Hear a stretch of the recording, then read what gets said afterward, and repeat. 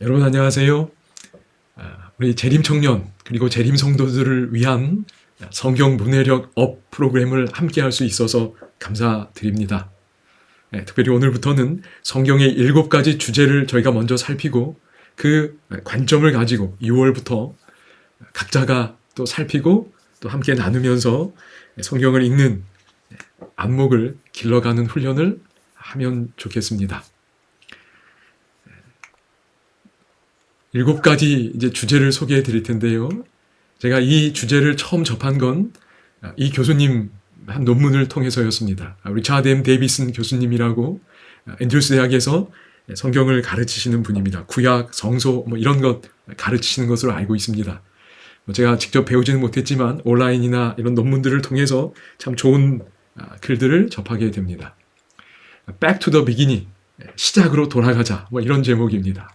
그곳에서 창세기 1장부터 3장을 살피고 그 창세기 1장과 3장에 성경 전체를 관통하는 7가지 주제를 제안합니다. 참 반가웠습니다. 그리고 이것이 활용되면 성경을 읽는 일에 도움이 되리라 생각했습니다. 그래서 제 나름대로 소화하고 또 성경 묵상을 도와주는 방향으로 좀 수정하고 확장해서 소개를 드리도록 하겠습니다. 더 완전하게 하고 싶지만 현재까지 정리된 것으로 소개해드리고 더 추가되는 더 온전해지는 내용들은 또 추후에 소개할 수 있으리라 여겨집니다. 첫 번째 주제입니다. 창조 그리고 이 지구를 위한 신의 디자인입니다. 그럼 저희는 이 세상이 저절로 우연히 만들어졌다고 믿지 않습니다. 성경 1장에 기록하는 것처럼 창세기 첫 번째 장에 기록하는 것처럼 창조주 하나님이 이 땅을 만드셨다고 믿습니다. 그리고 하나님께서 이 땅을 만드실 때 또 사람을 만드시고 모든 생물들을 만드실 때는 본래의 디자인이 있습니다. 하나님의 어떤 의도, 계획이 당연히 있을 것입니다. 그 본래의 계획과 의도대로 사는 삶이 가장 복된 삶일 것입니다. 그래서 이 주제는 창세기 1장이나 2장에만 나오는 것이 아니라 성경 전반에 걸쳐서 나오게 됩니다. 예를 들어 여러분 안식일도 창세기 1, 2장에서 저희가 그 하나님의 본래 디자인을 갖게 됩니다. 그리고 가정제도도 창세기 1, 2장에서 저희가 확인하는 거예요. 그 디자인 속에 저희가 살아가고 있는 겁니다. 이것이 바로 7개 주제 중에 첫 번째입니다. 이런 삶, 창조주를 인정하고 고백하고 예배하며 그분의 디자인을 따라 사는 삶을 성경은 복된 삶이라고 말합니다. 그래서 시편 1편 2절에 보면 오직 여호와의 율법을 즐거워하여 그의 율법을 주야로 묵상한다 말했습니다. 여기 율법이라는 말은 토라입니다. 그럼 토라는 앞서 말한 본래의 디자인이 다 담긴 하나님의 말씀을 가리킵니다. 세상에 담아두신 원리와 원칙, 지혜와 지식, 그것이 토라에 담긴 의미입니다. 토라의 기본 의미는 누구누구를 인도하다라는 뜻입니다. 하나님이 토라를 통해서 본래 의도하신 삶으로 저희를 인도하시는 것이지. 그래서 복된 삶은 그 토라를 즐거워하고 그 토라를 묵상하는 삶이라고 말합니다. 그러니까 이런 주제가 성경 전반에 걸쳐서 다 나올 것입니다. 특별히 여러분에게 이 7가지 주제와 관련한 이 단어들입니다. 창조, 디자인, 그리고 방금 토라라는 개념을 시편 1편을 통해 소개해 드렸습니다. 그러니까 첫 번째 주제와 관련하여 여러분 머릿속에 저장될 수 있는 용어들이라고 생각합니다. 그런데 제가 조금 더 이제 확장해서 소개해 드리고픈 용어가 있습니다. 그럼 시편 104편은 창세기 1장의 시적 재진술입니다. 하나님께서 순서대로 첫째 날, 둘째 날 이렇게 세상을 창조하신 기록이 창세기 1장에 있는데 그것에 대한 시적인 재진술이 시편 104편에 나옵니다. 그런데 여기 시편 104편에 보면 하나님의 창조와 관련하여 크게 2가지 개념이 작동하고 있는 것을 보게 됩니다. 그 2가지 개념은 첫 번째는 크리아치오 프리마입니다. 죄송합니다. 그냥 라틴어가 이렇게 사용되어 논문 내용 그대로 제가 소개해 드립니다. 여러 가지를 제가 이렇게 보면서 좀 여러분들 조금이라도 더 풍성하게 해드리고 싶어서 이런 용어를 좀 사용하겠습니다. 어떤 라틴어의 고유한 맛이 있다고 합니다. 딱 간결하게 어떤 개념을 전달해 줍니다. 그래서 창조와 관련된 두 가지 개념인데요. 하나는 크리아치오 프리마입니다. 영어 크리에이션이라는 단어가 생각나시지요. 그 다음에 두 번째 개념은 크리아치오 컨티뉴아입니다. 크리아치오, 크리에이션, 창조고 컨티뉴아는 영어 단어 아시는 분은 continue라는 거 생각나실 겁니다. 뭔가 계속되는 겁니다.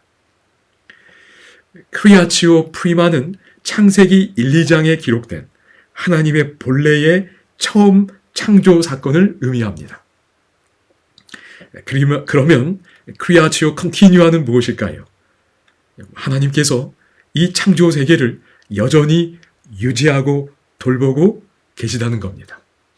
그러니까 그분의 창조 사역이 창세기 1, 2장의 형태는 아닐지라도 여전히 계속되고 있다는 겁니다. 창조주가 우리의 삶에서 멀리 계시는 것이 아니라 아주 가까이에 우리 삶에 함께 하신다는 개념입니다. 예를 들면 백사편 13절에 보면 이런 말씀이 있습니다. 그의 누각에서부터 산에 물을 부어주시니 주께서 하시는 일의 결실이 땅을 만족시켜 주는도다. 여기 물을 공급하여 땅을 만족시켜 주는 일, 이것이 바로 크리아치오 컨티뉴아입니다. 이 땅에 살아가는 피조물들을 창조주께서 만족시켜 주는 것입니다. 그럼 저절로 되는 일이 없습니다. 하나님의 손길이 여전히 함께하는 겁니다. 그것이 크리아치오 컨티뉴아입니다. 크리아치오 프리마, 크리아치오 컨티뉴아. 16절에도 이렇게 말합니다. 여호와의 나무에는 물이 흡족함이요. 나무들이 흡족하게 물을 공급받는 모습입니다. 창조주의 손길이 계속하여 함께하는 걸 보게 됩니다. 이런 걸 뭐라 그런다고요? 크리아치오 컨티뉴아입니다. 그러니까 7개 주제 중에 첫 번째 주제가 크리아치오 프리마에만 해당되는 것이 아니라 크리아치오 컨티뉴아라는 개념이 있다는 걸 여러분 좀 기억하시면 좋겠습니다. 28절에도 이런 말씀이 나옵니다. 주께서 주신즉 그들이 받으며 주께서 손을 펴신즉 그들이 좋은 것으로 뭐하다가요? 만족하다가. 하나님의 임재와 활동이 여기 생동감 있는 언어로 표현되어 있습니다. 하나님이 주신즉 받고 손을 펴신즉 만족합니다. 그럼 우리의 모든 생명은 지금도 여전히 하나님의 임재와 활동에 의존되어 있다고 믿습니다. 이것이 크리아치오 컨티뉴아입니다. 그럼 크리아치오 컨티뉴에서 굉장히 중요한 단어는 만족입니다. 하나님이 오늘 우리를 만족시켜 주시는 거예요. 오늘 내가 뭔가 만족하고 있다면 물을 마시고 갈증이 해결됩니다. 음식을 먹고 호흡을 하고 우리가 만족하게 삽니다. 다 그게 크리아치오 컨티뉴아 속에 살아가는 거예요. 저절로 되는 일이 아닙니다. 만족함을 느낄 때마다 야, 창조주의 손길이 나와 함께 있구나라고 여러분이 고백하실 수 있으면 좋겠습니다. 그래서 크리아치오 프리마, 크리아치오 컨티뉴아 이걸 잘 기억하시면 좋겠습니다. 그러니까 성경 본문 곳곳에 이런 개념들이 다 들어가 있다는 겁니다.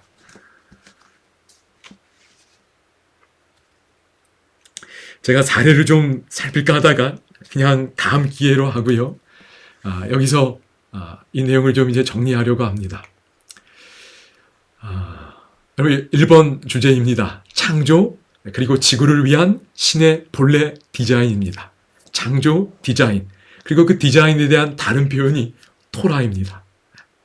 하나님의 본래 디자인을 다 담고 있는 그 말씀을 토라라고 할 수 있습니다. 그리고 크리아치오 프리마 시작 그리고 크리아치오 컨티뉴아 하나님이 여전히 계속해서 우리와 함께 하시며 창조주로서의 그 역할을 함께하고 계시다는 겁니다. 그러니까 이런 개념들이 1번 주제입니다. 그러면서 가장 중요한 단어 중에 하나가 뭐라고 그랬지요? 크리아치오 컨티뉴아에서 중요한 단어는 바로 만족이었습니다. 하나님께서 오늘 이 땅에 존재하는 모든 생물들을, 그리고 저희 사람을, 우리 하나님의 자녀들을 만족시켜 주고 계십니다. 이것이 1번 주제입니다. 그리고 좀 더 확장해서 살펴볼 수 있다면 이 만족은 하나님이 직접 해주시는 경우도 있겠지요. 그리고 창조세계의 질서, 법칙을 통해서도 해주고 계십니다. 동시에 오늘 우리 각자가 누군가의 만족을 위한 필요를 공급해주는 하나님의 통로가 될 수 있다는 거예요. 엄마가 아이를 만족시켜 줍니다. 그러면 그것은 그저 우연히 일어난 일이 아니라 하나님의 창조 질서 속에, 크리아치오 컨티뉴아 속에서 일어나는 일이라는 거예요. 평범한 일상은 없습니다. 모든 것이 창조주의 손길과 사랑 속에 일어나는 일입니다. 그 질서 속에 저희가 하루하루 살아가는 겁니다. 감사하고, 그리고 저희가 하나님의 필요를 공급해주는 그런 도구들, 통로가 될 수 있기를 소망합니다. 이런 주제가 1번에 다 포함되어 있습니다. 여러분이 잘 이해하실 수 있기를 바라고, 이제 이런 개념으로 나중에 함께 또 적용해서 살펴볼 수 있기를 기대합니다. 여러분 감사합니다.